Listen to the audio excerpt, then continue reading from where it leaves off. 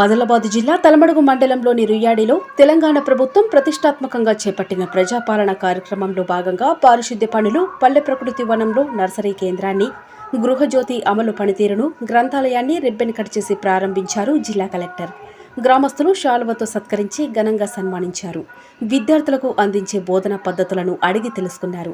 గ్రామంలో నీటి ఎద్దడి ఉండటంతో గ్రామస్తులు జిల్లా ఉన్నతాధికారికి వినతి పత్రం అందజేశారు. 11-12 మెంబర్స్ మన రోయాడి గ్రామ ప్రజలు ఎవరైతే ఉన్నారో యూత్ వాళ్ళు ప్రిపేర్ అవుతా ఉన్నారు. మరి వాళ్ళకి ఇంట్లో చదువుకోవాలంటే ప్రతి ఒక్కరు కూడా కొన్ని ఇబ్బందులు ఉండొచ్చు. సో సరైన సౌకర్యాలు కూడా ఇంట్లో లేకుండా ఉండొచ్చు. బుక్స్ ప్రతి ఒక్కరికి సపరేట్గా బుక్స్ కొనాలంటే కూడా వాళ్ళకి ఇబ్బంది పడవచ్చు.